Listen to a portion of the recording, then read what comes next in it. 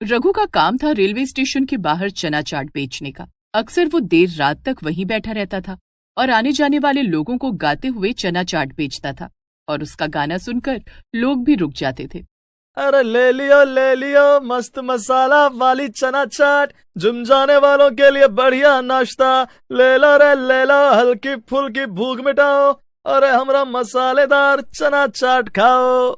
रघु के गाने से अक्सर लोग रुककर उससे चना चाट ले ही लेते थे, मगर सिर्फ दिन में। शाम होते होते उसका चना चाट का काम ठप होने लगता था।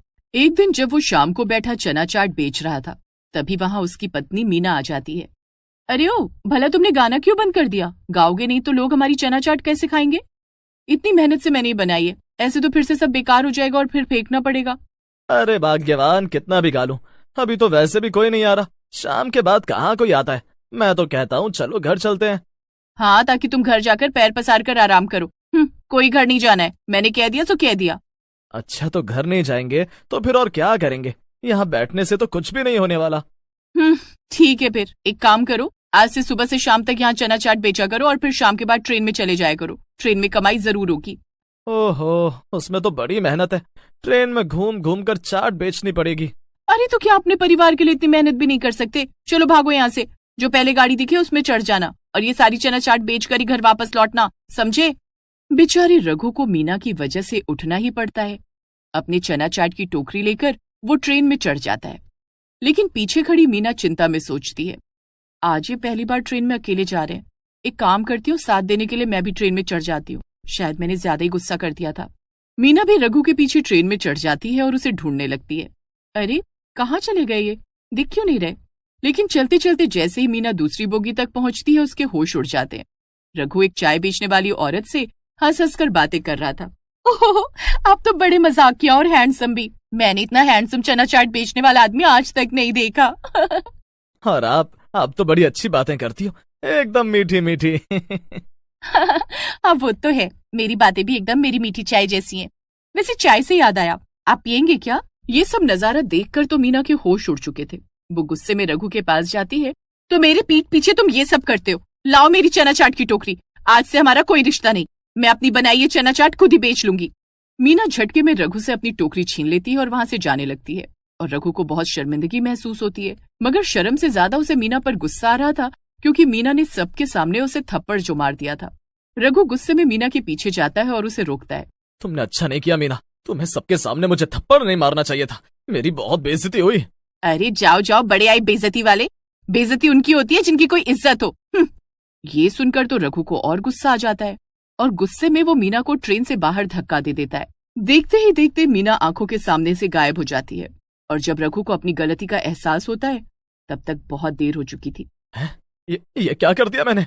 गुस्से में आकर अपनी पत्नी को ट्रेन से बाहर धक्का दे दिया। अब क्या होगा? नहीं, किसी को पता नहीं चलेगा। मैं यहाँ से भाग जाता हूँ और अगले स्टेशन पर उतर जाऊंगा। अगले स्टेशन पर रघु उतर जाता है और डर के मारे अपने घर चला जाता है, मगर यहाँ मीना मरने के बाद चुड़ैल में बदल जाती है। उसके हाथ में वही चना चाट वाली टोकरी थी। ये सब क्या हो गया? मैं एक चुड़ैल बन गई। नहीं, ये सब उस गंवार रघु की वजह से। पता नहीं किस मनहूस घड़ी में मैंने उससे शादी की थी। जब तक उससे बदला नहीं ले लूंगी, मेरी भी आत्मा को शांति नहीं मिलेगी। लेकिन रघु तो उधर अपने घर में छिप गया था। उसने ठान लिया था कि अब वो रेलवे स्टेशन के आसपास भी नहीं आएगा, जबकि इधर मीना की आत्मा ट्रेन में चना चाट लेकर भटक रही थी। ले लो चटपटी चना चाट ले लो। क्या करूं साहब, मुझे नींद ही नहीं आती। मेरा बदला भी अधूरा है ना। क्या आप मेरी ये चना चाट खरीदेंगे? आदमी आंखें मलते हुए जब ध्यान से चुड़ैल की तरफ देखता है तो उस आदमी की चीख निकल। अरे क्या हुआ? चना चाट नहीं खानी तो सीधा सीधा बोल दो।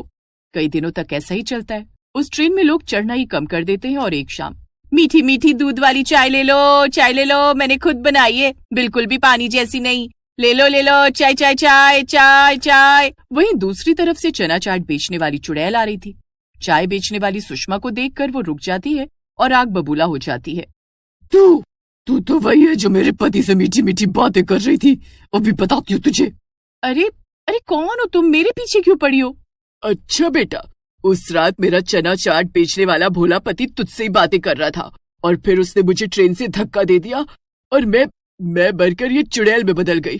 जरूर फिर उसने तुझसे शादी कर ली होगी, क्यों, है ना? क्या? मगर उसने मेरे लिए तुम्हें नहीं मारा, उसने तो इसलिए तुम्हें मारा होगा क्योंकि तुमने उसे सबके सामने थप्पड़ मारा था, और उसके बाद से तो मैंने उसे कभी दोबारा देखा ही नहीं। और मैंने तो सुना है कि वो पकौड़े बेचने वाली सिमरन और इडली सांभर बेचने वाली रिंकी से भी ऐसे ही बात करता था। हम सबको तो पता ही नहीं था कि उसकी शादी हो चुकी है। क्या? मेरे साथ इतना बड़ा विश्वासघात? उसकी वजह से मैं यहाँ ट्रेन में इतने समय से भटक रही हूँ और वो घटिया आदमी घर में छिपा बैठा होगा। तो तुम उसके पास क्यों नहीं चली जाती उससे बदला लेने के लिए? नहीं, मैं इस ट्रेन से बाहर नहीं निकल सकती। तो फिर मेरे पास एक प्लान है, इधर आओ। सुषमा चुड़ैल के कान में कुछ खुसफुसाती है और चुड़ैल मान जाती है। उसी रात सुषमा रघु के पास उसके घर जाती है। अरे रघु, ओ रघु मेरी जान, कहाँ हो? अरे तुम्हें आगाह करने आई हूँ। तुम शायद जानते नहीं, मगर शहर में चना चाट बेचने वाली चुड़ैल का आतंक फैल गया है। मुझे पूरा यकीन है कि तुम्हारी बीवी है जिसे तुमने मार दिया था, और सुनने में आया है कि वो यहाँ आने वाली है तुमसे बदला लेने के लिए। क्या क्या कहा? वो चुड़ैल बन गई? डायन तो पहले से थी, और अब सचमुच की चुड़ैल बनकर तो और भी खतरनाक लगती होगी। बाप रे, अब क्या करूं? मेरे साथ चलो, हम ट्रेन से दूसरे शहर चलते हैं। रघु सुषमा के साथ उसी ट्रेन में आ जाता है जहाँ चुड़ैल पहले से उसका इंतजार कर रही थी। रघु देखता है कि पूरी ट्रेन खाली थी। ये क्या, कोई ट्रेन में है क्यों नहीं? वो शायद आज की रात ट्रेन में कोई नहीं आया। चलो हम यहाँ ये सीट पर बैठ जाते हैं। स्टेशन पर अजीब सी खामोशी थी। दूर कहीं कुत्तों के भौंकने की आवाज आ रही थी और हवा में ठंडक के साथ एक अनजाना डर घुला हुआ था। ट्रेन की बोगी आधी अंधेरे में डूबी हुई थी, जैसे किसी का इंतजार कर रही हो। थोड़ी देर में ट्रेन चल देती है। दोनों सीट पर बैठ जाते हैं कि तभी पूरी बोगी में एक आवाज गूंजती है, उसी गाने की जो रघु चना चाट बेचते हुए गाता था, मगर इस बार आवाज डरावनी चुड़ैल की थी।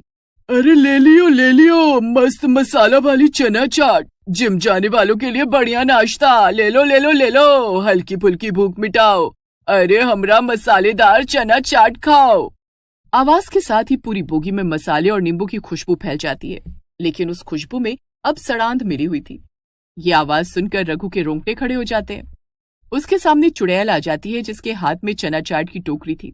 उसकी आंखें लाल थीं और पैर उल्टे। रघु के हाथ कांप रहे थे और उसे अपनी पुरानी गलती याद आने लगी, जब उसने लालच में आकर उसे चलती ट्रेन से धक्का दे दिया था। तुम यहाँ कैसे? तुम तो मेरे घर जाने वाली थी ना? नहीं, ये मेरा प्लान था तुझे यहाँ लाने का, और अब तेरी खैर नहीं बच्चू। चुड़ैल जादू करती है और अचानक से रघु हवा में उड़ने लगता है। नहीं, बचाओ, छोड़ दो मुझे माफ कर दो, मुझसे गलती हो गई। सुषमा डर के मारे सीट पकड़कर बैठी थी, लेकिन उसकी आंखों में डर से ज्यादा सच्चाई थी। उसे पता था कि आज न्याय होने वाला है। अब तो नहीं छोड़ूंगी। और फिर चुड़ैल रघु को भी ठीक उसी तरह ट्रेन से बाहर फेंक देती है जैसे उसने उसे फेंका था। एक तेज हवा का झोंका आता है और सब कुछ शांत हो जाता है। अब मैं जा रही हूँ सुषमा, तुमने मेरी बहुत मदद की, तुम्हारा शुक्रिया। इतना कहकर चुड़ैल हल्की धुंध में बदलकर गायब हो जाती है। बोगी में अब सिर्फ सन्नाटा था। सुषमा गहरी सांस लेती है, खिड़की से बाहर देखती है और धीरे से भगवान का नाम लेकर अपने घर वापस लौट जाती है।